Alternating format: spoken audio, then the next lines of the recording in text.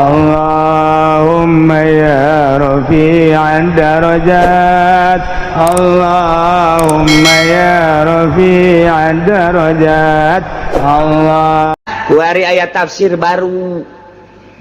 buatan orang Mesir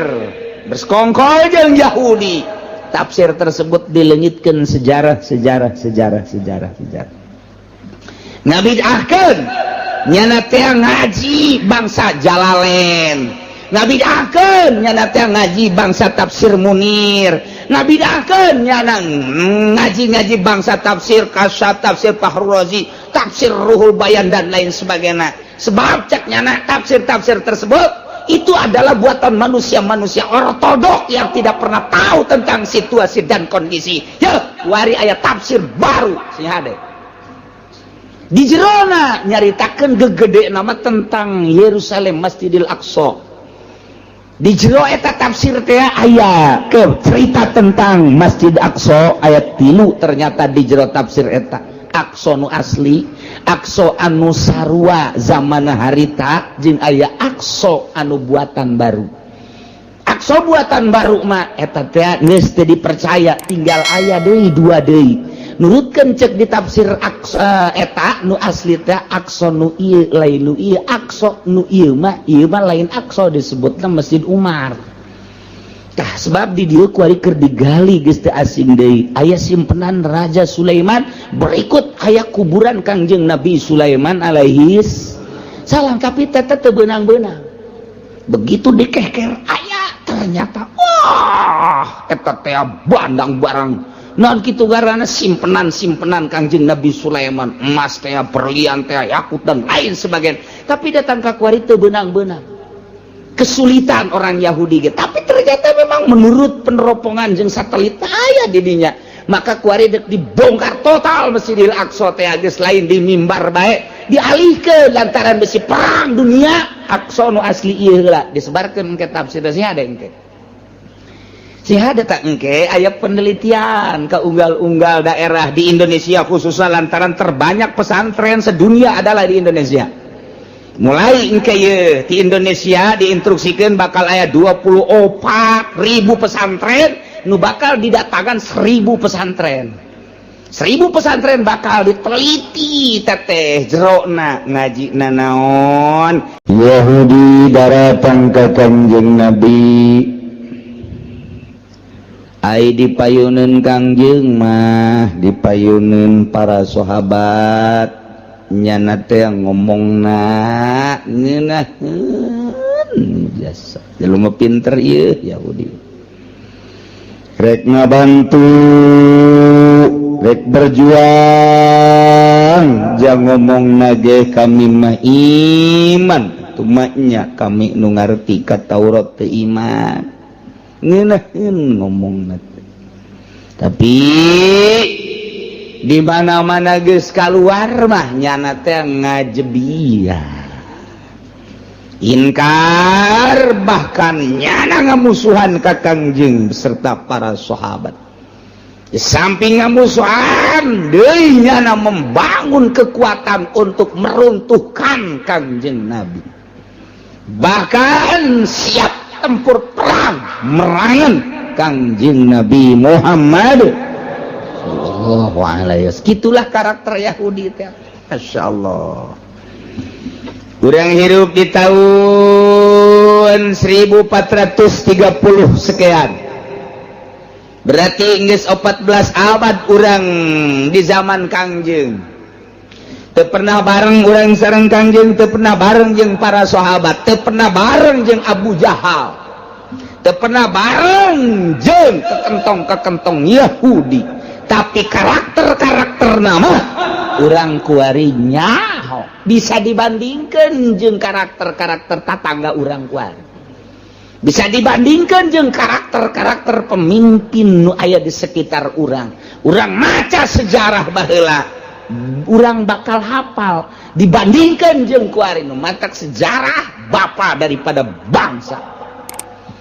Urang kudu mengenal sejarah, dieuweukeun ieu ku Amerika teh sejarah-sejarah teh dek dieuweukeun. Di antarana kuari aya tafsir baru buatan orang Mesir bersekongkol jeung Yahudi. Tafsir tersebut dilengitkeun sejarah ngabidahkeun nyana teh ngaji bangsa Jalalain, ngabidahkeun nyana teh ngaji bangsa tafsir Munir, ngabidahkeun nyana ngaji bangsa tafsir Kasyaf, tafsir Fahrul Razi, tafsir Ruhul Bayan dan lain sebagainya. Sebab cek nyana tafsir tersebut itu adalah buatan manusia-manusia ortodok yang tidak pernah tahu tentang situasi dan kondisi. Ya, wari aya tafsir baru sih hade. Di jerona nyaritakeun gegede nama tentang Yerusalem Masjidil Aqsa. Di jero eta tafsir teh aya ke cerita tentang Masjid Aqsa ayat 3 ternyata di jero tafsir eta. Aqsa nu asli, Aqsa anu sarua zaman harita jeung aya Aqsa anu buatan baru. Aqsa buatan baru mah eta teh geus teu dipercaya, tinggal aya deui dua deui. Nurutkeun cek di tafsir Aqsa eta nu asli teh Aqsa nu ieu lain nu ieu, Aqsa nu ieu mah lain Aqsa disebutna Masjid Umar. Tah sebab di dieu kuari keur digali geus teu asing deui. Aya simpenan Raja Sulaiman, berikut aya kuburan Kangjeng Nabi Sulaiman alaihis salam, tapi teh teu beunang-beunang. Begitu dikeker aya ternyata wah eta teh bandang barang. Naon kitu garana simpenan Kangjeng Nabi Sulaiman, emas teh, berlian teh, yakut dan lain sebagainya. Tapi datang ka kuari teu beunang-beunang. Kesulitan orang Yahudi gitu. Tapi ternyata memang menurut peneropongan jeung satelit aya di dinya. Maka kuari dek dibongkar total Masjidil Aqsa teh geus lain di mimbar bae dialihkeun lantaran besi perang dunia. Aqsa nu asli ieu heula disebarkeun ke tafsir sih ada engke. Sih ada tak engke aya penelitian ke unggal-unggal daerah di Indonesia khususnya lantaran terbanyak pesantren sedunia adalah di Indonesia. Mulai engke ye di Indonesia diinstruksikan bakal aya 24.000 pesantren nu bakal didatangkan 1.000 pesantren. 1.000 pesantren bakal diteliti teteh jerona ngaji naon kitab mana bae tercampur henteu jeung sekolah nu yayasan mah geus teu dianggap pondok pesantren. Ulah beja-beja ieu urang bae nu ngaji bae mah. Ulah beja-beja kanu sajen ieu urang bae geus nu ngaji. Engke kiai di itu ngaji kitu deui. Engke kiai di lembur ngaji kitu deui. Atuh nyaho kabehan kajen. Seluruhna 24.000 pondok pesantren nu santrina ieu sa Indonesia aya 7 juta nu keur diopenan ieu teh tah. Nah ieu 1.000 pondok pesantren engke bakal aya penelitian ngaji naon bae, naon bae, terus engke kadituna dua alternatif, imma erek diganti make kurikulum wa imma erek diperkuat kesalapanana. Lantaran melihat kehancuran moral bangsa Indonesia jauh dibandingkan jeung 20 atau 30 tahun katukang teh sangat beradab Indonesia di dunia ieu, tapi setelah kuari ieu hancurna sarua jeung luar negeri. Contoh aya tawuran baheula mah urang adanya di Inggris di Jerman, kuari nu tawuran urang Cikupa. Baheula nu gontok-gontokan teh ieu adalah supporter Juventus Inggris baheula. Tapi kuari mah ieu supporter susianya hosi aja sia meureun. Eta kos itu coba tepugu karu. Ieu akhlak dek dikamanakeun. Ieu anak-anak urang nu karak SMP nu karak SMA. Berarti eta teh calon-calon pemimpin anu kalaluar ti unggal lembur sakumaha siraru. Butuh dukungan teteh kos kitu teh, tapi di satu sisi moralna deuk kumaha polisi sampikeun ka geus bingungeun da polisina ge sarua ieu deuk kumaha coba ieu kakarage awalan anu geus korban terbunuh dari tawuran tersebut geus sabaraha puluh mungkin ratus ieu kakarage sabaraha tahun tumbuh model kos kitu encan 10 tahun ke depan bakal kumaha melihat dari sudut eta ulama kuari keur mempersiapkan ke depan bagaimana. Setelah diteliti satu-satuna hanya pondok pesantren nu bisa ngedidik akhlakul karimah.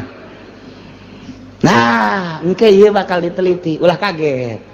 Ya, para kiai tenang bae, mun ditanya, ieu kumaha naon bae kitabna bejakeun. Hatul muin. Naon deui? Riyad, naon deui? Takrib, naon deui? Sapinah. anu peruk besar naon sapina kajeun geus pokona mah mun ditanya engke ka dituna siap kan teh ieu teh disejajarkan dengan formal tidak siap dek disejajarkan jeung SMA jadi urang teh boga ijazah engke ijazah pondok pesantren teh bisa pake asup ka cinglung ka egel atau kemana baik nah iya kompak kabeh untuk ulama nu 1000 teh ya engke sabaraha persen nya teh ieu suarana lamun 60% siap untuk disejajarkan jadi berarti pakai kurikulum tapi lamun 60% tidak siap tidak jadi pakai kurikulum tetap akan diutuhkan ilah akar dijadikan sumber dari segala sumber pondok pesantren tinggal kumaha kiaina lamun kiaina kuari bisa disogok kiai bangpak sama geus kita kiai be atuh disogok atuh kumaha hansip sudah ceritakan cak hansip pula mah teh ieu kiaina bae dek milih make nungguan usaha nu mere duitnya tolol ieu teh pas sagede kiai eta sagede kiai eta kos kitu nah ieu engke bakal aya tafsir sebab naon nyahoeun Amerika kekuatan di Irak adalah ieu orang-orang anu selalu naon kitu ngaranna memperkuat tafsir sejarah sedangkan sejarah adalah bapa daripada bangsa geus dipicen teh ka sungai Tigris baheula teh ku orang Yahudi buku peradaban Islam teh geus dipicen ka sungai Tigris timbul deui kuari mata kewalahan selalu aya atuh hadis Bukhari jeung Muslim teh apan terus-terusan dibaca ditafsiran terus datang ka kuari tumbuh deui ieu teh di dunia teh anu memperkuat kesalapan masih alhamdulillahirabbil alamin ku Yahudi dengan cara dimodernkan kuari teh encan sukses mantak eta mah bakalna moal tamanu kos kitu mah bangsa yayasan moal didatangan ieu mah pondok pesantren salaf 1000 jumlahna bakal didatangan diteliti engkena teh nah ieu tinggal suara terbanyakna mempertahankan salaf apa mempertahankan modern engke bakalna aya tah hasilna nah mantak cikulaga bejaan ka kiai-kiai mun ditanya siap apa tidak disetarapkan dengan formal tidak siap bagaimana nanti setelah itu murid-murid Anda bagaimana Allah saja itu baik tapi kan kita harus menciptakan anu kumaha sia bae satu nah iya bakal Masya Allah sebab mengaburkan sejarah nababari jahasan ke timbul ke tafsir banyak dibaca bal bisa tak merencana Yahudi tiba heula kos kitu mah alif hiji bae Al-Qur'an mereaksi percetakan dah Bandung sabaraha kali mengkaburkan percetakan dah tetep bae teliti alhamdulillah masih keneh loba nu hafizul nu bisa neliti tentang alif ba hiji komo sakalimah mah diusulkeun karena mantak di pentasnya dicabut, dicokot orang-orang nu brilian diurang nu hafizul Quran coba taseh dibalikan tafsir nage terjemahanana terus mantak aya terjemahan Wahabi kuari anu datang ka unggal kitu perumahan tetep bae teu bisa diterima ieu tafsir ieu bae Jalalain sangat sederhana urang dengekeun urang paham sangkan urang wauh jeung Gusti Allah Subhanahu wa taala nah Yahudi teh kos kitu karakterna datang ka Kangjeng Nabi padahal mah nyana datang nanti mawa kakufuran keluar Kangjeng Nabi kufur keneh bae jadi terobah walaupun dipayuneun Kangjeng mah ieu nya amanah iman dek ngedukung italah karakter musuh Allah Subhanahu wa taala ieu dijelaskeun aya wa idza ja'ukum qalu amanna وَقَدْ دَخَلُوا إِلَيْكُمْ بِالْكُفْرِ وَهُمْ قَدْ خَرَجُوا مِنْ عِنْدِكُمْ بِهِ وَلَمْ يُؤْمِنُوا وَاللَّهُ أَعْلَمُ بِمَا كَانُوا يَكْتُمُونَ wallahu a'lamu bimuradi. Ngadengikeun ayat malah lain deui ceuli urang teh beda jeung ngadengikeun bangsa tembang Sunda. Lain deui. Komo lamun urang geus ngadenge kitu ngaran garang-garangna tembang-tembang Sunda ceuli teh asana. Ngagiuk-giuk bentar. Nikmateun kana jantung. Bari ngopi. Aduh, ya Allah, ngenahin mah di suara saha. Barang didengekeun hati ku sendang.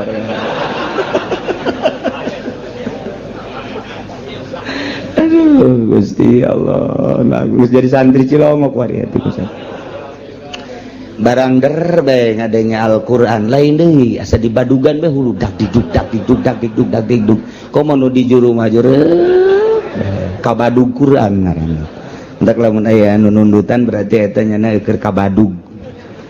Al-Qur'an sial cenah pugu aing nu nundutan sial mung sial sia wa idza ja'ukum di mana-mana daratang munafikul Yahud ka Kanjeng Muhammad kepada sahabat ngarariung nanyakeun berbagai permasalahan kumaha nya ngomongna qalu cak Yahudi amanna kami ngimankeun ka Kanjeng Muhammad dipayunin para sahabat atuh kami tepan macaan Taurat dina kitab Taurat tepan aya keterangan Nabi akhir zaman ieu Muhammad teh memeh maraneh geus kami leuwih ti heula ngeunaheun biasa ngomong tinggal di bejaan bae besi dek berjuang melalui naon bejaan kami dek kadukung andai kata kudu perang kami ti heula sebab kami nu leuwih nyaho amanna kami geus imankeun leuwih ti heula ka Muhammad teh nenek Muhammad aya ku kami geus dibaca-baca keteranganna ku ari geus aya manya kudu mundur kami eta Yahudi teh kos kitu masyaallah ngunahin kadengena wa qad dakhalu ilaikum bil kufri nyana asup ka maraneh kabeh mutalabbisina bil kufri mawa kakufuran wahum qad kharaju min indikum mutalabbisina bihi barinyana kaluarga tetep bae mawa kakufuran berarti asupna kufur keluarga kufur tapi ucapanana ketika asup berhadapan jeung Kanjeng berhadapan jeung para sahabat ngomongna amanna berarti omonganana ieu dihareup mah kitu ditukankeun mah lain omongan nu buang kawarah teh kos kitu kos urang musyawarah masjid di lembur begitu tek dek masjid siap emang diharap-harap ngabangun masjid teh dek iraha geus pokona mah aing nu dihareup eta ngomongna mah ngejeger-jeger kana ceuli panitia dek begitu berangkat saminggu ditungguan eueuh 2 minggu eueuh sabulan eueuh bahkan ngaco di tukang alah budak ngabangun masuk masjid teh sakieu keur darurat da urang dahar hese ngabangun masjid tolong teman panitia goblok teman panitia guys berak sok ditaluturkeun ai kapangi mah kamari teu bisa hadir engke make beung musyawarah deui mah hadir geus kudu tiheula geus diajakan geus kabeh tah dihareupeun mah masyaallah luar biasa hebat jasa tapi lamun ditukangan darurat ieu nya ngeun masjid beul mabak masih geus kitu eta kos kitu teh karakter Yahudi di lembur Cikupa aya keneh alhamdulillahirabbil juga lembur araya keneh masyaallah karim teh suwung-suwung kitu jeung kitu bae datang ka kiamah terus bae anu negakeun Al-Qur'anul Karim moal eueuh la yazalu taifatun moal eureun segolongan zahirina alal haq terus bae kajen teuing situasi jeung kondisi rupa luar biasa baheula zaman obor kuari zaman listrik baheula zaman surat kuari zaman SMS tetep bae nu taifatun zahirina alal haq moal suwung-suwung di luar negeri, di dalam negeri, di negara Islam, di negara kafir, tetap baik janji Allah melalui hadis itu diucapkan ku Kangjeng Nabi, tetap baik mu'irin ta'ifatun zahirina 'alal haq, bakal aya bae saurang bae mah di hiji negara bakal aya bae, di negara mana bae bakal aya bae, atuh tangtu bae musuhna bae bakal aya bae. Turunan Abu Jahal ternyata aya nengtet di Cikupa. Eta tah nengtet. Nengtet teh jeung nongtot kakak adik. Nengtet mah leuwih leutik dibatan nongtot. Kos betik jeung betok. Betik teh leutik libatan betok. Padahal eta kene. Tuh kos gitu. Nah itu terus bae. Maleun bahkan kadugalan beki akhir zaman beki tumbuh pesat. Nu zahirina 'alal haq beki saeutik beki leutik beki saeutik beki tapi tetap aya. Eta teh janji la yazalu ta'ifatun zahirina 'alal haq, tetep bakal aya bae. Di saat batur teh breg ngilu kabawa cah ka ditu tetep bae bakal aya bae jelema nu teger nyaritakeun Al-Qur'anul Karim, nyaritakeun hadis Kangjeng Nabi tanpa pamrih. Eta mah geus janji bakal aya bae jang ngoboran masyarakat. Eta mah geus nyaho mah sabodo dibedakeun haram ya haram. Atuh terus bae eueuh masalah tah mah. Emang meureun bakal dijadikeun suluh neraka ieu tah mah. Eueuh masalah. Dijadikeun suluh doang dibulak-balik dibalik-balik pake ngarerab. Teh eta mah geus sabodo bae ngan tetep bae bakal aya bae muncul bae. Dah muncul Gus Dur di Indonesia. Diakui atau tidak diakui, dunia telah mengakui. Lantarannya ada bakal merubah negara yang tahu hanya orang-orang tertentu. Keambil ke Amerika. Gulingkan. Kadangnya Saddam Hussein dengan gaya seperti Saddam Hussein.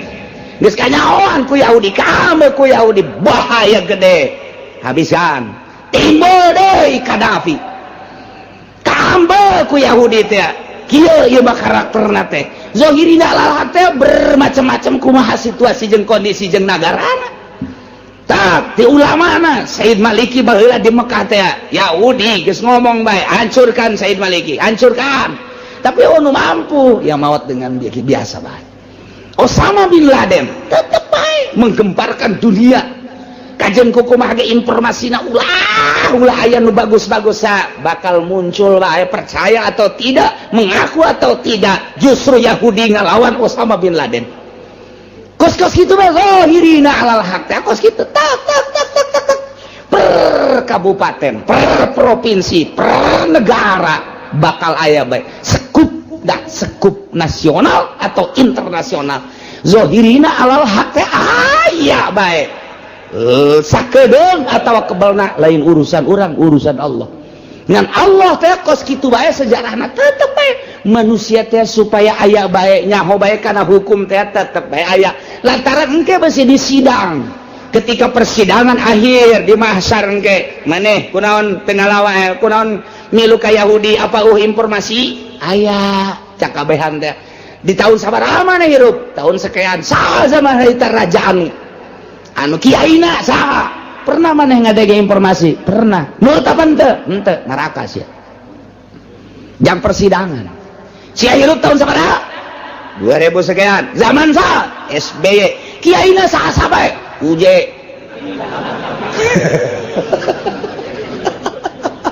jadi tak kenaon eta nyana anu zikir cekna zikir lah kumaha ngare duit urang kanyana tah eta pan oh berarti jeung UJ na tadi gitu tadi tanya ke orang zaman saha hirup zaman anu kiai saha kiai anu pernah siang ngadenge pernah milu siang ngaji henteu haji sia nyaho ka hukum henteu kulama ngan ngadenge doang bahwa aya kiai anu ngebentang-bentangkeun agama ai kulama henteu sehingga kulama mabok bae terus neraka sia jam sumpah doang kos gitu sidang bupati saja bupati anu. Nah di zaman sia jadi bupati aya kiai aya saha kiaina sakabupaten catat anu saha ku sia pernah disogok 95,9 saha teu pernah disogok si anu ngabentakeun hukum ngabentakeun pernah nyaritakeun bahwa korupsi haram pernah ai sia korupsi tante ya seetik berarti aya ngaji teu pernah neraka tinggal gitu doang mah jang saksi doang ke dia umal kiamah aya bae zahirina alal haq murni jangan sumpah ke sia hirup di tahun sabaraha sekian aya kiaina aya nyaritakeun naon hukum nya sok ceramah sok aja sia milu kadinya aja sia ngalakukan henteu ku manuturkeun we surga sia ha aja sia kurang sabarana salat ngan milu doang heuh gua mah disa daun kompet teh jeung si Abdul Qadir sakieu teh aja sia tadi itu dahar gua ge pokona zikir dahar mere si dekana henteu gua sia tuh memere kabeh nu tukang daharna ieu gua mah tukang daharna oh geus nu tukang daharna geus ka surga bae geus tapi kumaha jang saksi doang Masya Allah zahirina alal haq teh kos kitu tetep aya bae anu teger per dunia per kabupaten per kecamatan per desa aya bae sadesa sak RT ge aya bae RT santai eta teh jang saksi engke teh urang disidang saurang Masya Allah. Nailah karakter Yahudi itu seperti itu asup ke kanjeng Nabi nyarita amanna keluar ti kanjeng Nabi mah lain deui padahal asup jeung kaluarna tetep bae mawa kakufuran berarti aya anu terselimut di dalam hatina aya anu tersimpen di dalam hatina aya anu ditutupan ye di jero hatena bajar teh meureun teh nyahoan Gusti Allah mendak diteruskeun ka dieu walam yu'minu wallahu a'lamu bima kanu yaktumun padahalnya nama asup jeung keluarga tetep bae iman ka kanjeng Nabi sama sekali berarti di jerona aya anu tersembunyi wallahu a'lamu Gusti Allah maha uninya bima kanu kana rahasia kana naifa kana munafik nifaq nu aya nu tersimpen di jero hatena majar teh teu nyahoeun padahal Gusti Allah mah maha uninya kana kanifakan anu tersimpen di jero hatena urang ge kuari teh dipayuneun mah sumuhun di tasa tukang mah teu abeh urang ulah kanyahoan bisa bae ku jelema mah teu kanyahoan tapi ku Gusti Allah mah emang aya nu rahasia eueuh kanyahoan jang nyumput urang teh kanyahoan bae pangneangankeun hiji tempat nu teu kanyahoan ku Gusti Allah mun aya mah urang kadari itu dek maksiat urang di ditu ngeunaheun mabok zinah judi ya eta mah pulo eta mah teu kanyahoan ku Gusti Allah teu kadeulean mun aya pulo nu teu kadeulean ku Gusti Allah asana sameter 100 juta dibeli bae ndek keindahan di ditu teh abeh teu kanyahoan ku Gusti Allah tapi pan teu aya kabeh ge kanyahoan ku Gusti Allah la libagin min mafar tempat lumpat jang maksiat ke Gusti Allah jadi orang di mana baik atuh kanyahoan orang di imah leuleut TV Allah menyahoeun wah sia aku nonton TV bae kadeulean kok kanyahoan ku Allah orang susumputan dek nonton golek deh ya orang mah kiai ieu make kumis palsu make jenggot palsu deu ulah kanyahoan ku masyarakat ternyata teh sok ngaharam-haram sakorodong haju asup ka handapeun panggung aju di dinya nya ngarokok bae lu telah cilik teu kanyahoan engke ngadengkeun dalang untung bae eta sindena teu kieu mun kieu nya kasih kakihan sinden bareng tanggah teh waduh dek lumpat bisi kanyahoan kiai teu lumpat cakena kajeun lah bil barokah teh kanyahoan we ku jelema mah bisa menghindar ti jelema mah tapi ti Gusti Allah moal bisa cak Gusti Allah sia menghindar ti makhluk ti sekitar sia hayang ulah kanyahoan majar teu meureun ca aing teu nyaho aing teh neuleukeun ka sia aing nyaho ka sia eueuh jang mabur Yahudi nu dipayuneun Kanjeng Nabi kos kitu disatukanin mah teu ieu teh Allah mah wallahu a'lamu bima kanu yaktumun apaleun Gusti Allah mah kanu disimpen di jero hate para Yahudi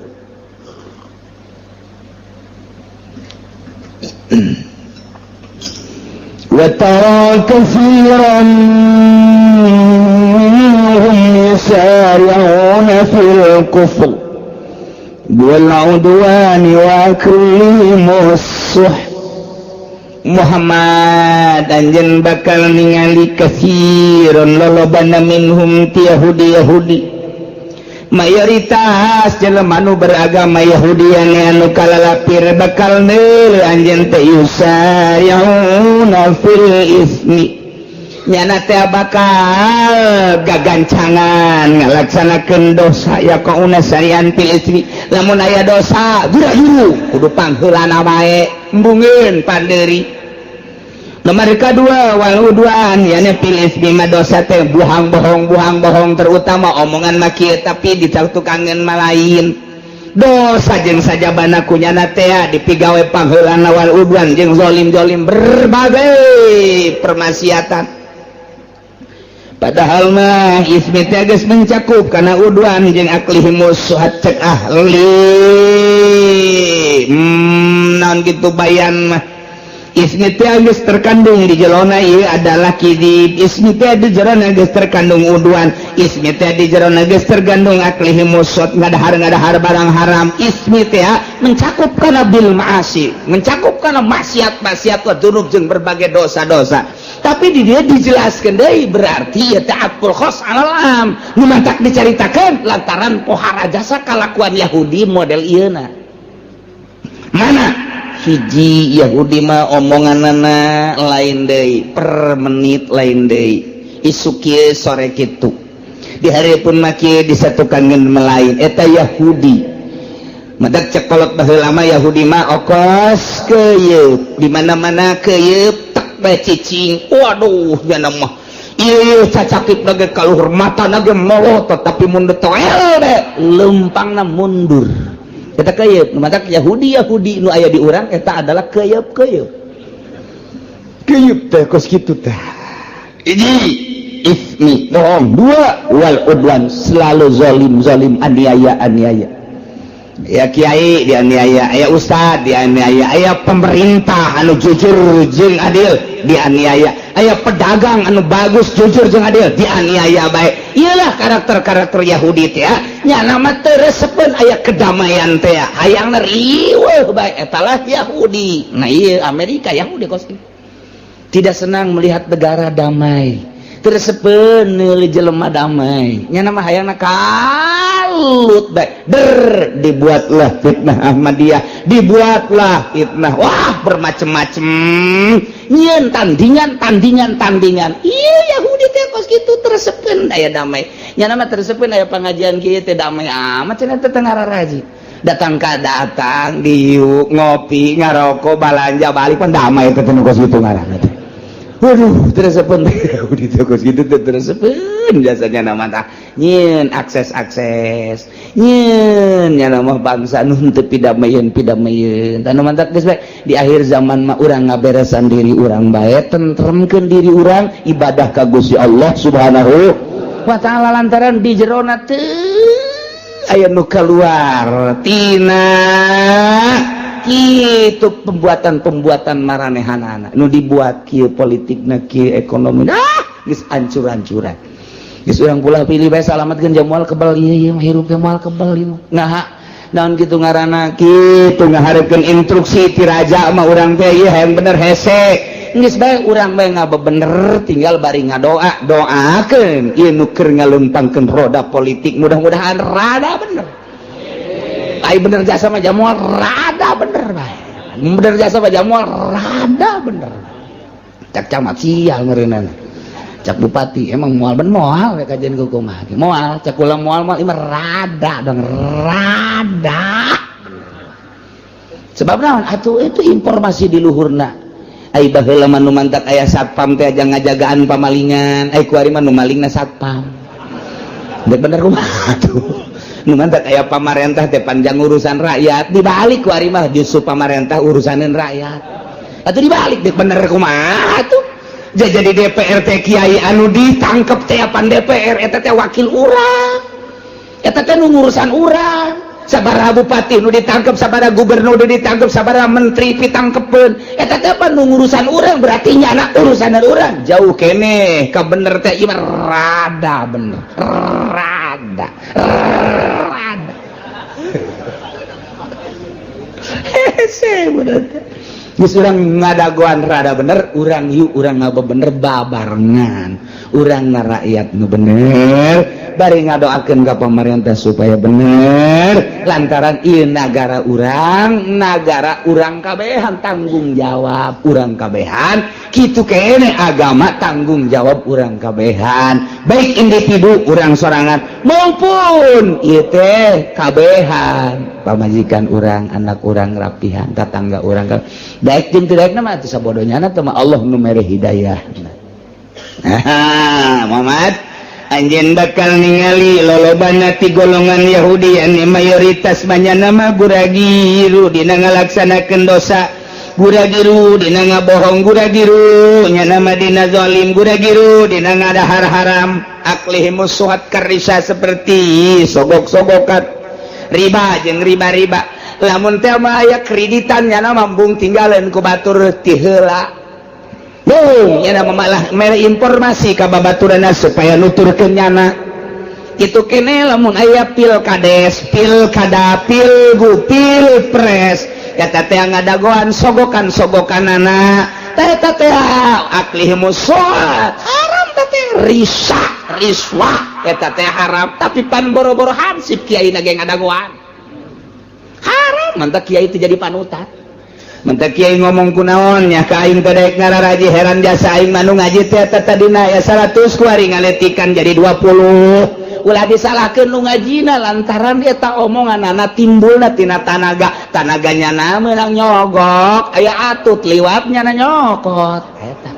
hayu sia kiai kamari dibere 100.000 kan ngaku sia rukun wudu sia moal laku kajen ku tetep ceuli aing datang ka laku bae aing mah percaya jasa ka Al-Qur'anul Karim percaya jasa ka ucapan Kangjeng Nabi Muhammad sallallahu alaihi percaya jasa ka ucapan-ucapan para sufi-sufi lamun betul sia ngadahar sogokan kos kitu nu 3 juta aya kan aya nu 3 juta anu sabaraha juta deui sia meureun diberena ya Allah ya Rabbi nah dahar ku sia ucapkeun ku sia rukun wudu tek datang ka laku bae cenah udang-udangna gede 5 make udang-udang sia ayo tumpukeun cenah geus kolot jenggotan jeung geus huisan moal laku sia gajen kuku paling disengseuikeun sia naon sababna ye energina tina tanaga hasil daripada ristah wa aklihimus suat bejakeun ka kiai nu make udang-udang ya kitu kitabna beus teu percaya wa aklihimus suat Yahudi nu gegeuraan ngadahar barang sogokan rukun wudu cenah teu laku bongan sia baheula mah kiai teh cara ricing we diondang kiai kalima kula pangmagahankeun ngaji hayang nyaho rukun wudu duh pohara jasa ta kiai boga mustika ti Kangjeng Nabi rukun wudu jeung rukun salat dipake kahayang ku tatangga panggil deui ka ditu duaan tiluan ge kiai pangmagahankeun kula berarti energina luar biasa ieu mah deuk bae urang deuk ayekeun pangajian teh sanu ngajina kian sanu ngajina kiaian esuk waean gitu kan sakitu hebat ngomongna lain ngomongna kunaon kamari hadir di lapangan nya nu ceramahna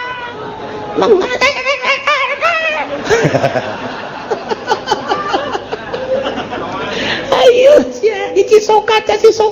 di barare kiai duit di sebelah raja di pasar kemis ayo mah ngabejakeun doa ulah disalahkeun mun rukun wudu sia sanajan geus tamat fatul muin sababaraha kali geus diiring dicaringin di mana tapi energina pake kos kitu ulah sambat kaniaya ieu wa aklihi busut santaran aya karakter Yahudian di jero cenah kula mah dicokot ieu aju menta deui ai lain lalagaan ieu urang keur ngaritakeun Yahudi horeng aya karakter Yahudian di kiaina tah di dieu baca sakali dia hayang resep ieu masih ai geus horengan teh kudu ka jawara ona meureun di karakter Yahudian rada pantes meureun emang aing mah kos kitu waktekna tah teu pan mah kiai sakali deui pan mah kiai make udang-udang kikiwirna ge panjang tapi pan sogok iya ayatna baca deui goyeng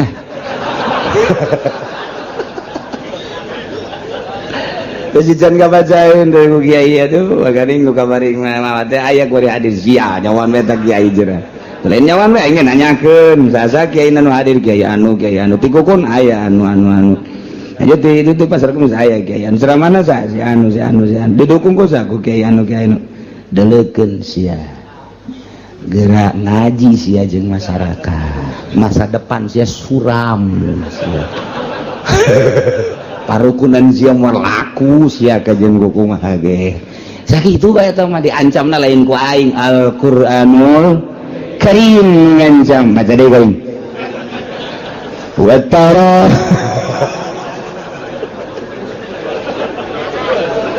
aduh lo pakai ti cisoka yang ngararaji kamari dibere duit sial jajagan atuh ieu mah jeung kiai batuh ka dieu aya loba mah duh masya Allah inggis lain masalah ilmiahna apikna baheula mah boro-boro disogok aya tek bae nu eka embungeun ngadaharna kurang can bisa ilmuna baheula korban teh set embung kurang can bisa ieu narimana ilmuna beusi salah ieu teh pan ibadah lain daging sambarangan ku ari mah pan kiai ngatuh ceker ka ditu ka ditu tanduk kulit babagi ka ditu dagingna ka ieu mah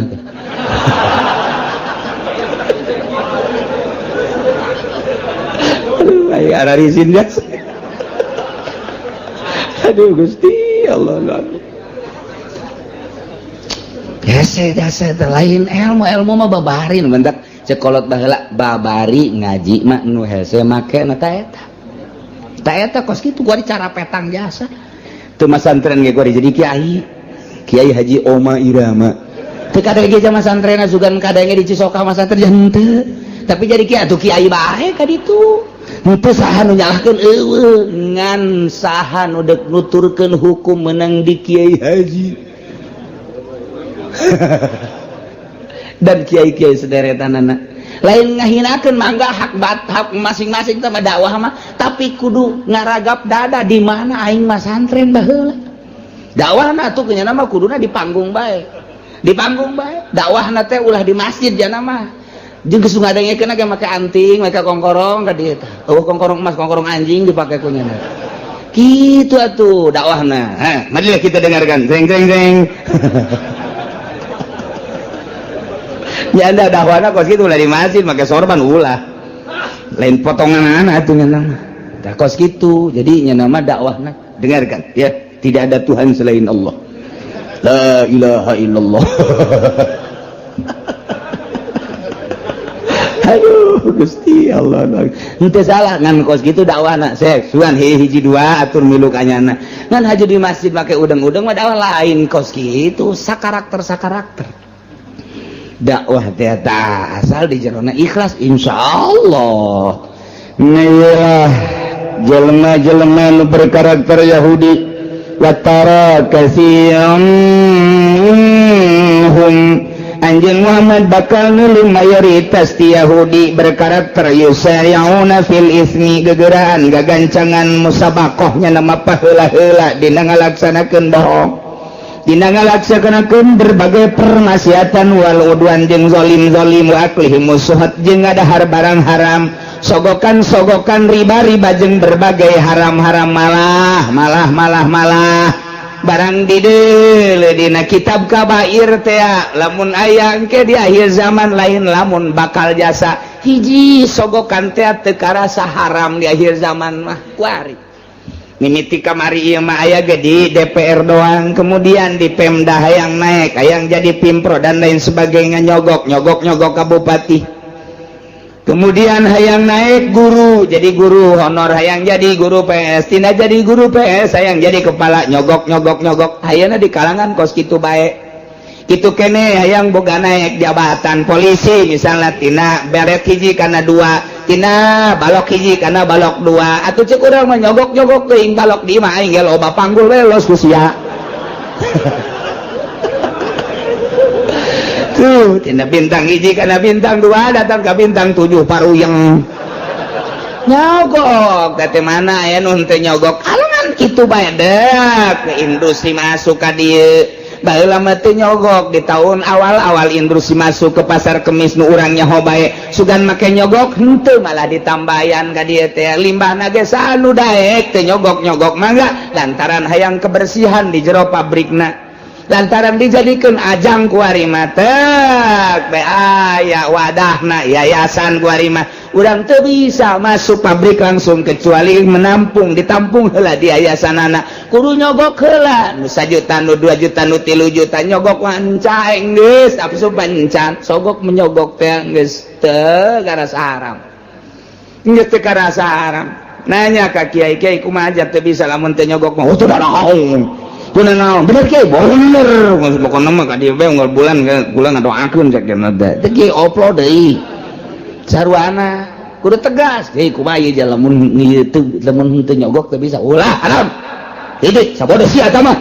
geus nyana di alam ku Gusti Allah oh berarti tegas adapun nyana dek durut-durut urusannya anak ulah kieu puluh ya kiai kumaha aja lamun teu nyogok mah teu bisa teu bisanya teu bisa heuh nya hesenya oh kiai yang teu bisa jasa atuh naon lah sekali-kali mah teu naon engke sia lamun geus asup atuh ka dieu sering mau jeruk ka aingnya tolong kiai mah potongan goblok kabeh eta kiai Allah mah lain kitu kiai ja teu bisa ieu mun urang jadi pemda teh mun teu nyogok teu bisa kata haram geus balik cenah nurut teu nurut urusannya anak ngan kiai di alam ku Gusti Allah oh cak Allah kiai aing sia naik derajat sia rajan teu boga mobil oh masalah guys Masya Allah karim di akhir zaman teh bakal sogok menyogok teh rakyat kabehan kuari dek jadi lurah na nyogok rakyat tadi sogok kabeh kan baheula mah tek dek pilkada dek naon kitu ngajadikeun bupati teh hanya dewan doang kumpulkeun aya sabaraha kursi ya di urang teh aya 50 kursi beuli 30 geus mayoritas suara geus kajen mah ka neraka emang rombongan neraka ieu teh mah kata tapi rakyat papan henteu kasogok-sogok tapi ketika drek dibuka otonomi daerah ya pilih langsung ku masyarakat masyarakatna dibelian geus aya tanda tangan malah set luar biasa aya sabaraha persen kiai anu teu narima sogokan aya sabaraha persen tokoh masyarakat nu teu narima sogokan aya sabaraha persen pemuda nu teu narima sogokan eta lah nu ahli Allahna anu surga anu mempertahankeun kajeun aing mah teu ngarokok ge nu penting mah aing mah cak Allah bae aya sabaraha persen nu kos kituna sadesa coba hayu masyarakat geus disogok kabeh riba kabeh aya sabaraha persen nu teu ngridit kagincu-gincu ngridit kabeh ngridit nah ieu engke lamun ngridit bakal dibere azabna 3 rupa hiji bangkong bakalna bangkong loba sekos zaman Kangjeng Nabi Musa alaihissalam nomor kedua cacing ke Singkarayap nomor katilu hileud kuari di Jawa Timur hileud 3 kecamatan Ambalaya hileud riba teh riba jeung sogok nomor kaopat opat perkara ieu keong bakal keong mah geus loba di Karawang baheula di Bandung di Garut di Tasikmalaya asal geus Ambalaya riba jeung sogok 4 perkara hiji kodok nomor kadua cacing nomor katilu hileud nomor kaopatna keong tah ulang-ulang mah deuk nanya bae ka urang Cikupa hayang nu mana hayang nu mana eta siksa Inggris jasa di zaman Kangjeng Nabi Musa mah dibukakeun wadah sangu bangkong urang asup ka kamar teh anggal segala rupa piinu ku bangkong kamar asal di kaluar-luarkeun timbul di bangkong hese teu bisa sare di kursi bangkong di mana bangkong bae ieu keur masak ngagolot truk bangkong di dinya masyaallah ai geus azab mah kos kitu Iki cacing tah kuari coba eta di Jawa Timur ya Allah ya Rabbi hileud garayap di kaluarkeun hileud deui beak daun-daunan beak tatangkalan ka imah-imah geus sabaraha poe teu bari sasare nyilib sare ge moal bisa ku kitu ya mah jak kudu tobat ka Gusti Allah Subhanahu wa taala geus dimimitian ku tsunami Aceh urang teh kemudian ku bitu gunung ku gempa daerah berdaerah kemudian di Jepang anu luar biasa diurang saeutik deui hampir jasa ieu nu mantap kudu loba istighfar ge kudu loba istighfar ieu Banten teh keur diancam bae ku Gusti Allah ulah besingan ngomong leuwih teuing ieu teh rempan jasa ieu Banten teh hiji Merapi kadua iya aya goncangan naudzubillah min dzalik wa min dzalik wa min dzalik begitu diteropong iyalah dua sogok dan kredit geus ambalaya persentasina teh geus meludak anu luar biasa mantap lobakeun maca eta teh la ilaha illa anta subhanaka inni kuntu minaz zalimin fastajabna lahu wa najainahu minal ghammi wa kadzalika nunjil mukminin eta bae dikembangkeun ku urang terus beurang jeung peuting ieu bahaya sesogok teh geus teu ngarasa haram riswah teh ar-rashi wal murtasi padahal ieu pinar nu nyogok jeung nu narima sogokan neraka pada jelas tapi kan kabehan ieu mah tuh tadi gecek kula sabara kiai nu ngomong kula mah ulah dibere duit kos kitu tak karak ditambahi doang mending mun gede cepet doang ya baik naon cepet Masya Allah Karim sabaraha ustad malah dikekentongan aku kiai ayo tanggung jawab mama mama tanggung jawab kayak di akhiratku mama disafaatin lain safaatin ayo geus ku mama geus ulah ngadengekeun kiai-kiai nu ngaharam-haramkeun jeung mamang ke kana neraka jahanam udah di akhirat di akhir zaman geus kira nah nu riba geus teu didengekeun malah kiai nu nentang kana riba tidak ada riba tidak ada ieu mah hanya dimuajalkeun riba nu kumaha nu teu riba geus dibahas teh kos kitu teh muamalah riba tapi tetep bae kiai nu nentangna sabodo teh nah iya di akhir zaman bakal ambalayah nu kos kitu engke diberena 4 perkara di samping nu tadi teh iza zulzilatil ardu zilzalaha digunjang ganjing tanah kuat riba jeung riswah teh ambalayah bakalna zulzilatil ardu zilzalaha wa akhrajatil ardu athqalaha nah eta digunjang ganjing kurang geus kadeuleu ku mata ieu geus kadeuleu jasa timimiti tsunami datang ka gunung datang ka goyang-goyangna sagala rupa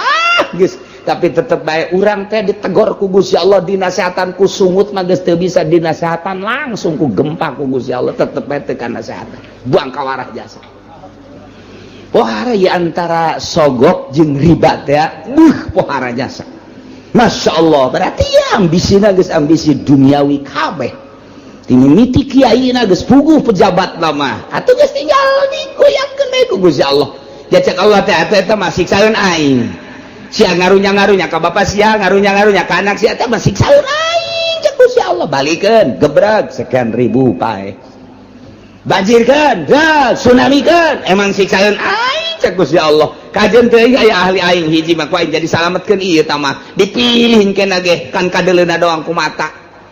ambalayana ieu teh mah sing hade jasa sing hade ieu geus kadenge ku urang teh kamari ieu mah atuh keong ieu ku ari mah ieu masyaallah hileun bulu atil kana geus 3 kecamatan ku ari lain tambah merembet geus 4 kecamatan beuh mun diliwat di Jawa Timur dek bae ka Tangerang na Cikupa Jaya Citra pan di dinya mah Pasar Kemis mah moal diliwat ka tikus sepatah aman Pasar Kemis sekali tukar aja tinggal Pasar Kemis dong sekaligus ke Jayapuri cenah di dinya aduh Gusti naudzubillah min zalik wa min zalik la ilaha illallah hese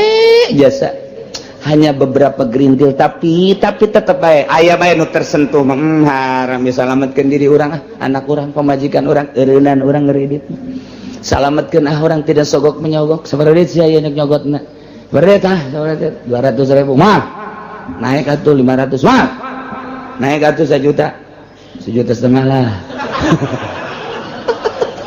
tawar menawar Gusti Allah dan mantap kurang imah sakadar nyaritakeun ti pemerintahan mah geus tibah heula sogok menyogok guru-guru geus tibah heula sogok menyogok teh nya kemudian lapangan kerja Tanjung Priuk dan lain sebagainya geus ti heula tah mah sogok menyogok teh limbah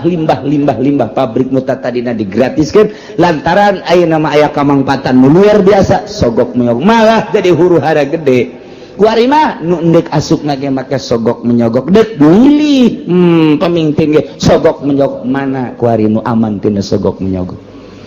mana henteu aya nu kieu saurang bae lah aing mah geus mah gitu disogok ieu teu bawa bae ka ditu ke milih mah kumaha teh bae itu teh tawaran kredit ente mal sada bagus teh jelema teh bagus teh hampang teh ibadahna ka Gusti Allah pasti jasa hampang aman tina sogokan aman tina kreditan eta karakter Yahudi teh kos kitu teh musabakoh gagancangan guru-guru idah ngalaksanakeun dosa zalim jeung ngadahar sogok-sogokan termasuk riba-riba lebih sama kamu ya malu yakin panggoreng-goreng napagawean Yahudi nu dipigawe kunyana model tadi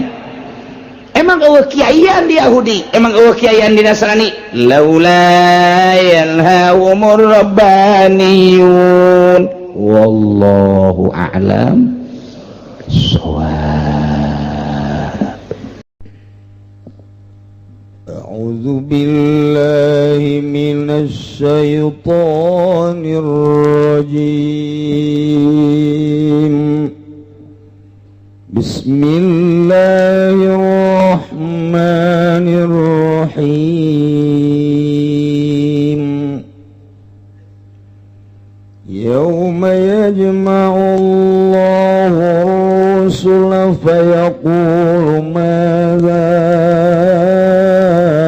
ujibtum qalu la ilma lana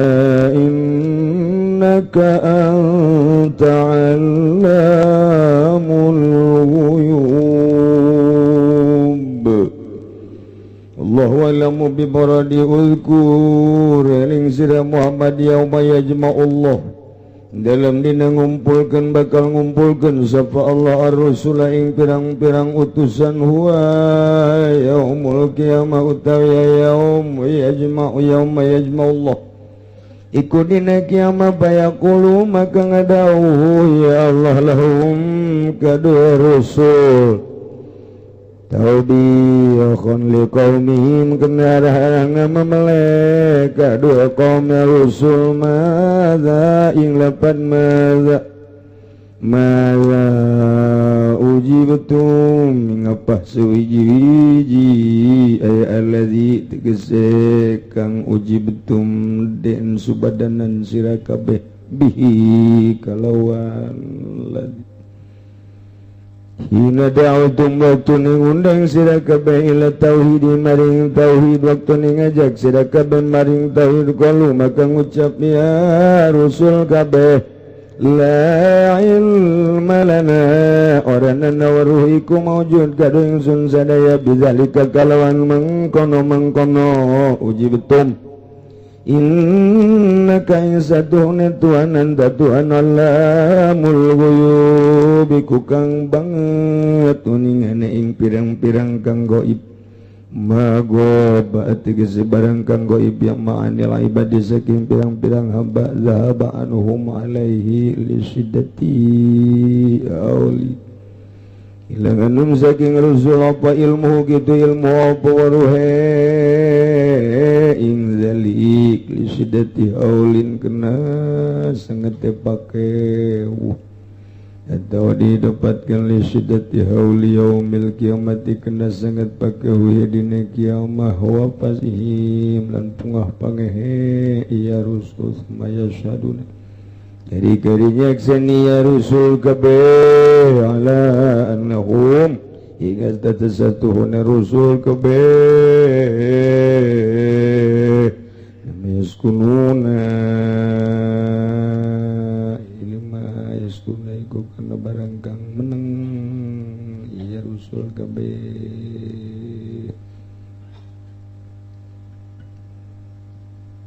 sabada Gusti Allah dina ayat nyaritakeun permasalahan nu patali jeung dunia ayeuna Gusti Allah rek nyaritakeun nu patali jeung akhirat jadi adat dina Al-Qur'anul Karim Gusti Allah mun nyaritakeun dunya kayak nyaritakeun akhirat, mun nyaritakeun fase kafir kayak nyaritakeun mukmin, nyaritakeun neraka kayak nyaritakeun surga. Kitu bae terus supaya urang teh tergugah. Kayak dek nyaritakeun masalah akhirat. Muhammad inget engke seluruh utusan bakal dipanggil ku Gusti Allah, seluruh rasul bakal dipanggil ku Gusti Allah,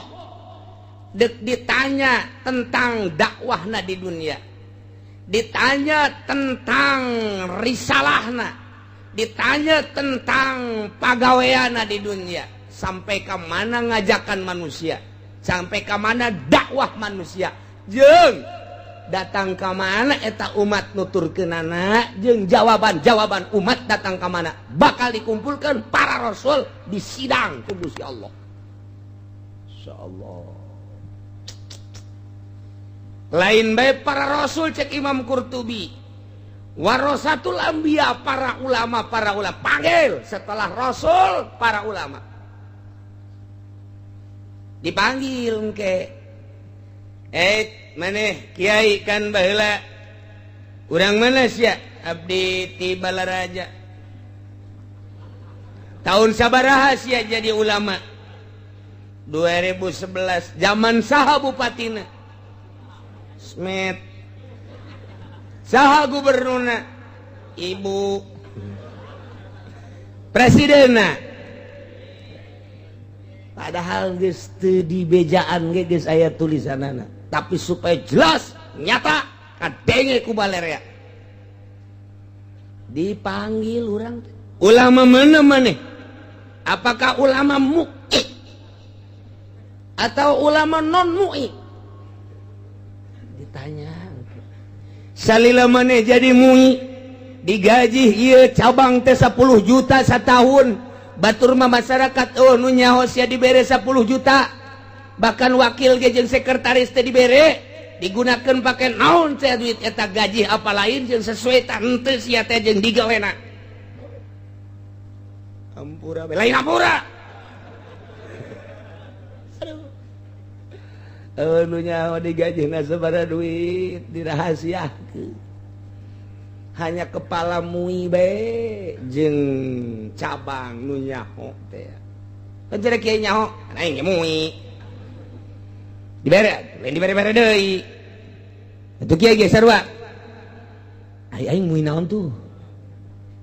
Dibere ku aing soekeun duitna. Kecuali gede. Gede geus urusanana. Ieu urang di sidang enggak.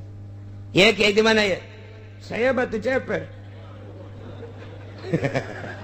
Kiai Batu Ceper di sidang. Mui bukan Pak. Saya salap. Terus bagaimana? Saya ngajakin orang. Ngajakin orangnya pengen di alam, pengen dunia, bagi-bagi Pak. Kadang-kadang pengen dikasih juga sih. Iya, bahaya. Panti ditu da gitu menang dijual belikan ayat tela as'alukum alaihi ajro ulah sok ayat nu mahal pakai neangan jang sekupi. Iya bakal disidang ke Masya Allah kuari mangeunangan meuli sekupi, meuli Vespa, meuli BMW, meuli Innova dan lain sebagainya kuari.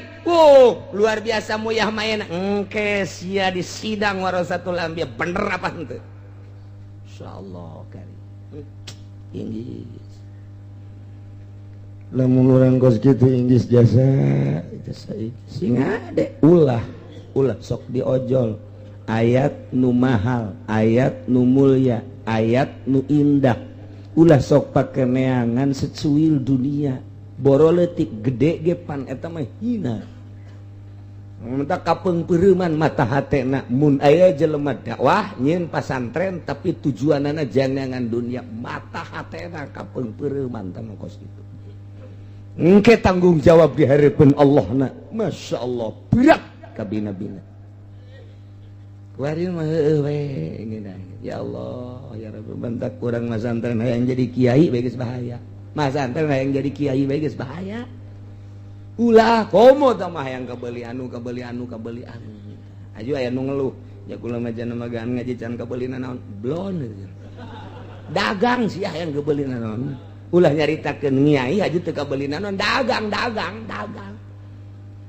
itu aya deui nu ngomong ki alhamdulillah Pak Kiai kenapa hasil dakwah tuh buat pesantren hasil dakwah saya lebihnya itu terus beli tanah lagi alhamdulillah katanya beli mobil ganti-ganti dakwah sih hasil kos gitu dakwah mah kieu alhamdulillah berkat dakwah saya cek si siang malingseng sekarang jadi masuk Islam eta hebat si Tegwan masuk Islam sekarang si Cunghin masuk Islam Cungir masuk Islam eta hebat gara-gara dakwah beneran alhamdulillah masyarakat tuh tadi teh bisa wudu kiai kuari alhamdulillah rarapi wuduna masyaallah bunga nu tadi teh bisa salat alhamdulillah marhaba aya marhaba kuari tadi teh aya muludan aya tah kitu alhamdulillahirabbil alamin eta hasil dakwah ngaranna teu ojol jeung nanaon lamun teu ojol jeung nanaon cara para wali terus bae marhaba para wali sanga terus ka Banten marhabana teh terus bae lantaran teu hayang nanaon istuni ngembangkeun agama teh yauma yajma'ullahur rusula ingat ajian Muhammadina poe Allah bakal ngumpulkeun ka para rasul yakni huwa yaumul qiyamah poe eta teh poe kiamah dipanggil ku Gusti Allah seluruh para rasul payaqulu cek Gusti Allah lahum ka para rasul nu dimaksud nama ieu teh deuk ngahinakeun deuk ngamameleh ka kaumna nu teu iman teu nuturkeun ka ajakan-ajakan para rasul-rasul Allah Subhanahu wa ta'ala cek Gusti Allah madza ujibtum kumaha wahai para utusan kaula anjeun disubadanan anjeun diijabah anjeun ditanggapi soal ajakan-ajakan anjeun kudu nauhidkeun ka kula kaum anjeun kumaha tanggapanana coba lantaran ditanya teh di timbangan di hareupeunana belah dituna sorga aya jembatan Siratal Mustaqim seuneu ngagebrah-gebrah sekelilingna seuneu malaikat rentul umat loba jasa jadi lain hayang ngajawab para rasul teh inggis ku bisi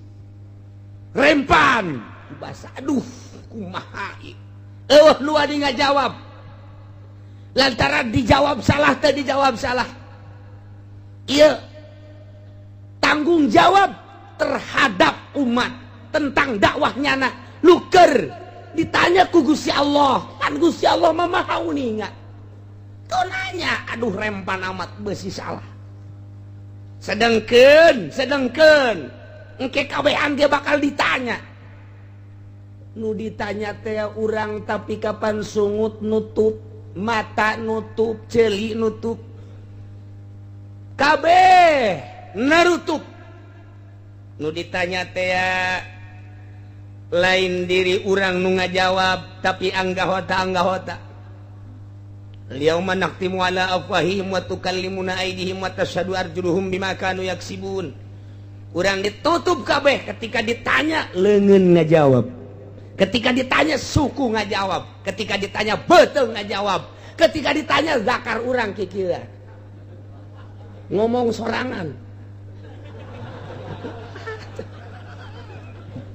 geus teu kudu hese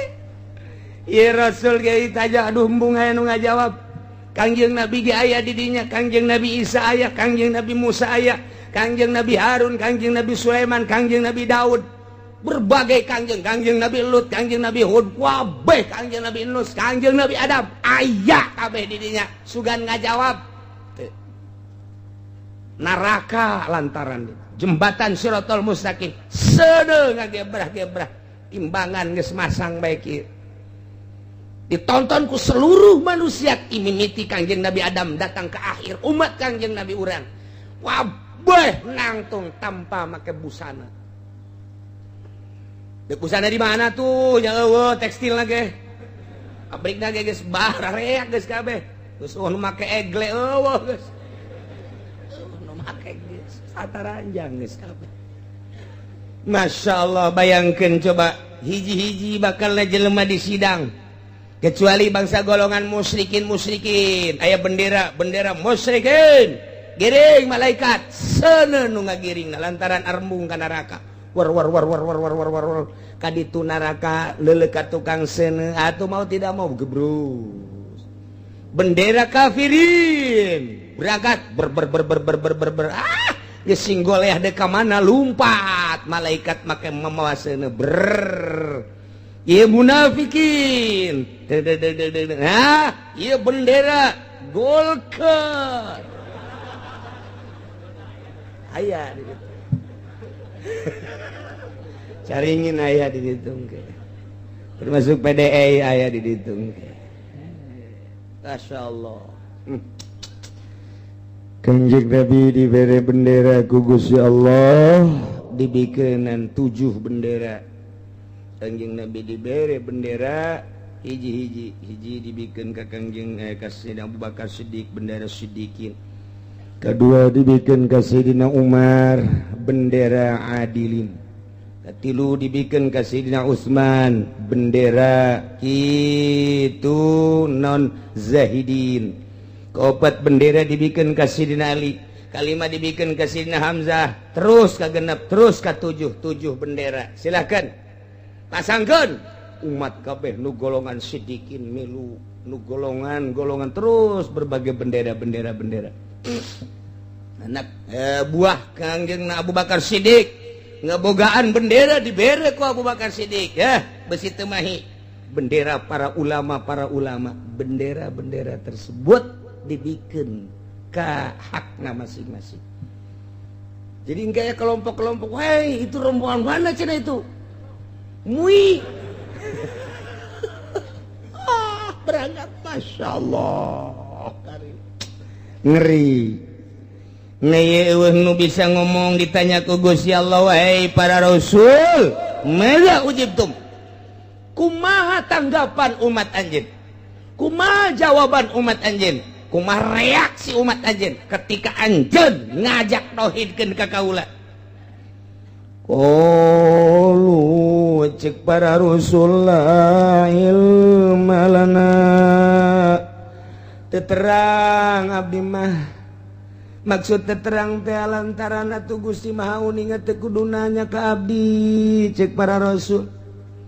isin abdi bade tumaros besi abdi salah ngajawab Gusti abdi teh pan diutus ku Gusti titah ngembankeun agama nauhidkeun ka Gusti ngajakan ka umat bahwa abdi teh rasul Gusti kaditu nama nyanggakeun ka Gusti sadaya-daya ja Gusti Maha uninga aya buku-bukuna di para malaikat abdi mah besi kacaletot nyarita Gusti la ilma lana teu aya katerang abdi mah teu aya kanyaho Gusti hal eta mah ka ieu teh lain berarti bener-bener teh nyaho lain lantaran dula-dula beuh ka dieu neraka ka dieu seuneu ka dieu singgalebrah seuneu rasul bae saking ku sieuna teu daekeun ngajawab eta pangkat rasul geus teu bisa ngajawab di BAP ku Gusti Allah lantaran rempan jasa sieun lain teu nyaho padahal mah Kangjeng Nabi ketika dianiaya ku Abu Jahal, Kangjeng Nabi Musa ketika dianiaya ku kaumna, Kangjeng Nabi Isa ketika diudag-udag ku Nasrani, kabeh ge nyararaho boga jawaban masing-masing. Ketika Kangjeng Nabi Nuh dikucilkeun ku kaumna, ketika Kangjeng Nabi Lut diciduhan dicaci baki, nyarahun kabeh ge. Ketika Kangjeng Nabi Sulaiman hampir diusir ku kaumna, termasuk Kangjeng Nabi Daud. Ketika Kangjeng Nabi Daud ngadoakeun khusus ka Kangjeng Nabi Sulaiman sebagai putrana oge ka makhlukna, tapi tetep makhlukna kaumna mencaci maki ka Kangjeng Nabi Daud, baroga jawaban masing-masing tapi kabeh ngomongna serempak la ilma lana Gusti teu aya katerang abdi sieun ngaharepan Gusti urang oge kuari urang lamun sieun ka Gusti geus moal daek menta-menta acan sieun ka Gusti teh lantaran urang mah teu boga ilmu ka sieun ka Gusti teh berani bae urang mah terus bae digawe encan menta mah geus terus bae salat kurang tapi menta malah mah nyawad ka Gusti Gusti asana kieu amat ka aing mah. Urang beberean jadi ka aing mah aja. Hei salat henteu ai kos kituna di wada. Tinggal malaikat.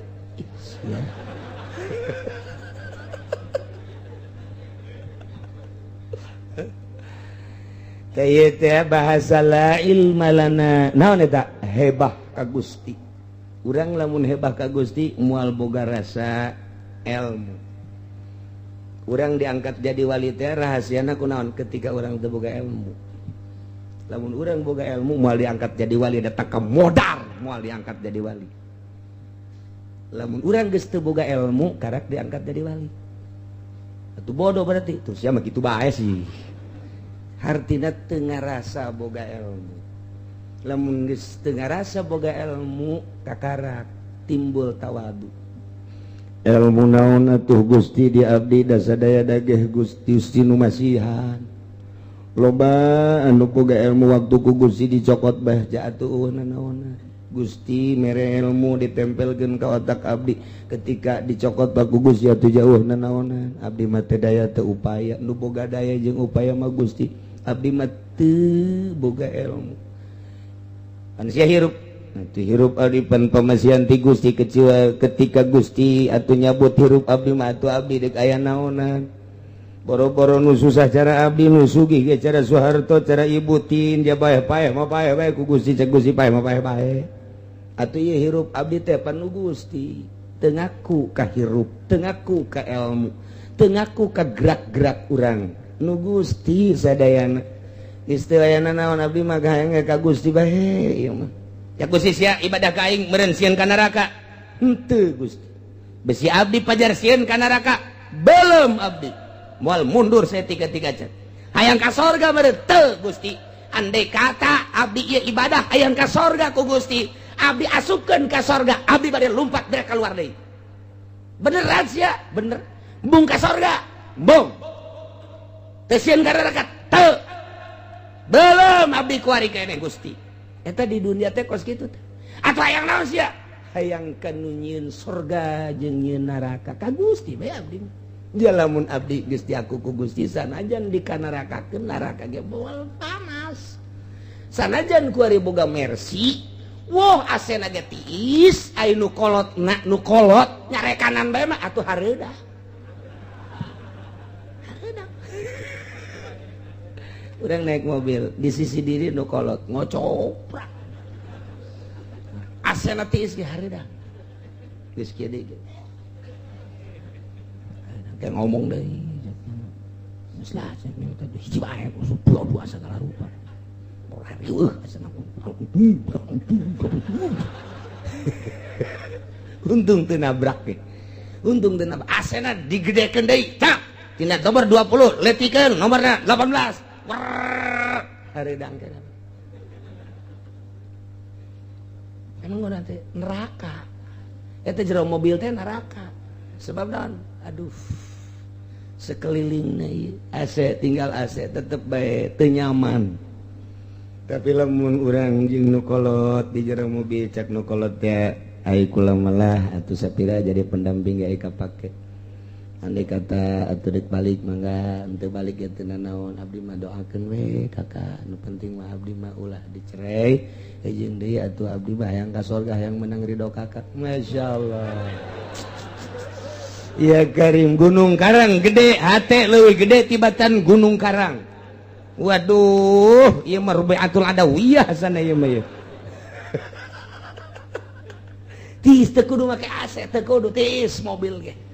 tis mobil ge Masya Allah rem ge ngadadak bagus henteu endut-endutan ya ibadah teh lamun urang masih kene boga rasa masih kena boga rasa pinter, masih kena boga rasa bener. Boga rasa bener teh ngahalangan hijab teh. Teu bisa urang masih kena boga rasa bener. Atuh enggeus moal naik-naik, moal jadi wali moal. Urang teh dihareupeun Gusti pinuh ku dosa. Gusti batur nu pinuh ku dosa abdi mah leuwih pinuh. Batur memereungan setengah dunia abdi mah liput dunia ge ku dosa abdi. Nyanggakeun sadaya-daya Gusti tah geus teu boga rasa pinter, teu boga rasa gagah, teu boga rasa sagala rupa, berarti urang lamun masih kene salat nyekelan syariat sesuai jeung Fathul Muin moal jadi wali. Moal jadi wali teh kos kitu teh. Ji atuh kudu ulah, lain ulah, tolol. Sia mah kitu bae heulanan. Ieu mah keur carita wali. Kudu dilepaskeun eta, pindah alam, eta mah alam syariat. Urang kudu pindah, tapi urang bersyariat, tapi perasaanku dipindah tina syariat. Kok bisa kitu sih heran? Atuh pan tadina urang teu bogoh jadi bogoh pan pindah perasaan. Tadina mah di imah teh urang sorangan barang bogoh ka Sarwiti urang Cikupa asa duaan bae. Diu asa duaan, nangkara ka saluhureun. Nangku asa handapeun. Masyaallah, perem asa kadeuleu. Benta asa karasa. Tak eta teh perasaan nu kos kitu. Ketika urang diputuskeun cinta, greget nu aya teh greget perasaan ngaranna. Tak ieu ka Gusti Allah teh ku perasaan. Lamun Gusti ngadamel langit, Gusti ngadamel bumi, di antara dadamelan Gusti teh abdi, dihirupan ku Gusti. Atuh Gusti teh babarengan bae jeung abdi izin amat abdi mun nonton TV Gusti.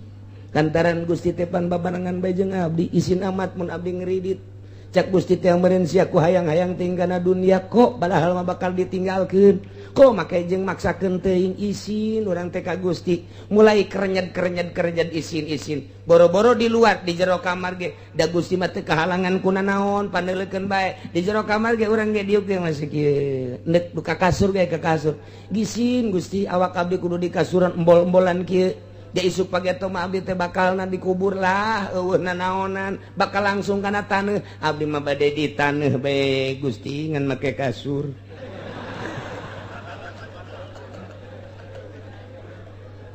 Sak malaikat blon ditanya ku pamajikan kaji ku ieu sare ku ada dihandap bae lah aing geus tasawuf caki uci ge cak pamajikan karena kuari bae tasawuf isuk pagi teh ditanya di kaji atuh ulah sok dihandap ka luhur kunaon teh teu kunaon sia yang dihandap bae tanya dia menang saminggu deui ji haji beneran nih masuk dihandap bae kok sarena dihandap memang kumaha itu beneran eta nuturkeun surah ki uci apa lain kunaon cak dukun cenah ge lamun dihandap mah moal kena teluh tuh berarti kan geus lain tasawuf deui bae tah eta urang Cikupa mah kos kitu tah aya dihandap nurut ka dukun geus macem-macem eta teh urang merendah diri di hareupeun Allah teh datang ka mana Masya Allah tah la ilma lana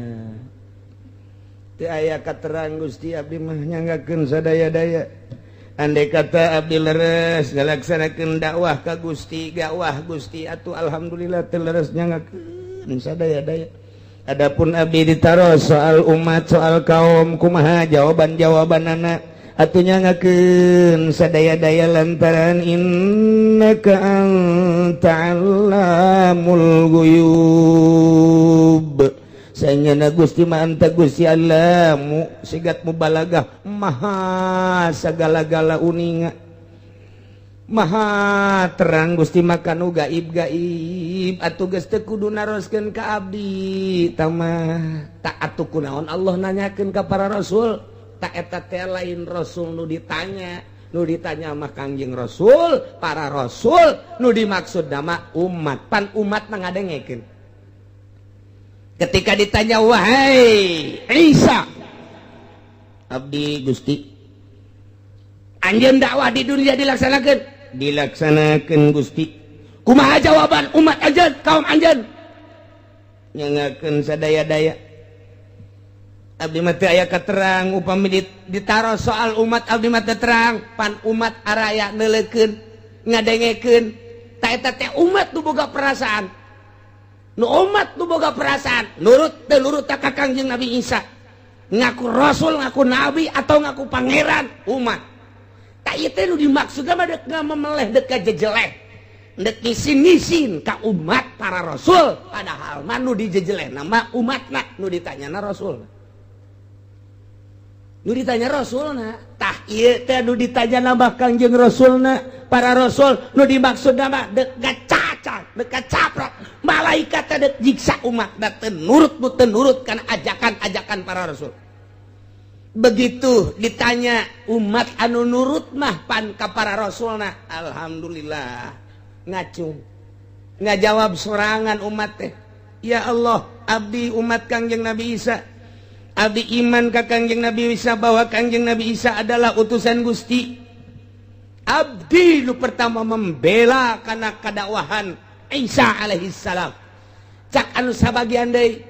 Gusti abdi mah henteu abdi mah malah mangerankeun ka Isa teh pan bisa disebut pangeran pan aing pangeran mah Isa abdi Gusti mana di pangeran-pangeran apakah bate ngaku pangeran abdillah ilma lana terang abdi manyangakeun bae coba umat bae nu ditanya tanya umat cak umat anu iman ka Kangjeng Nabi Isa ja Isa mah teu pernah ngaku pangeran ja Kangjeng Nabi Isa mah ngaku ge sebagai rasul sebagai utusan Gusti abdi nu percaya jeung abdi nu iman ai itu ngaku pangeran salah sih itu ngadu masyarakat jeung masyarakat antara P3 jeung Golkar ngadu teu kudu hese-hese ditanya rasulna umat nu ngembut iyalah nu bakal dimemeleh teh umatna tanya deui Kangjeng Nabi Isa cenah mana pernah ngaku ini Allah nyangakeun la ilma lana abdi mah teu terang ja abdi mah aya ge ini Abdullah kadengin aku nyana meureun ini Allah nyangakeun sadaya-daya cak umat teh pugunya lama ini Abdullah abdi iman jasa jara mah hamba Gusti cak anu mangerankeun ribut di dinya ribut eta bage teu mah hisa tahun 2 tahun urang encan katanya encan Kangjeng Nabi Musa encan Kangjeng Nabi Harun encan Kangjeng Nabi Daud encan Kangjeng Nabi Sulaiman duh cak urang Cikupa urang mah pangpandeurina angel cenah urang mah ieu kulantaran karunyaeun Kangjeng Nabi ka Gusti Allah ka Kangjeng Nabi Muhammad mah umat Muhammad heulakeun mana urang Cikupa abdi sangaran soleh abdi dala bukuna pan main kartu balulu ya heulakeun geus mangga diheulakeun ka mana Gusti neraka pan abdi soleh soleh ge ngaran doang buku sia KTP doang si soleh neraka cak si soleh alhamdulillah kunaon sia mun diheulakeun deres bae cenah sakieu teh pokona ka sorga ka neraka diheulakeun mangeureun bae pan diheula-heulakeun urang Bojong urang Cikupa urang Blaraja brus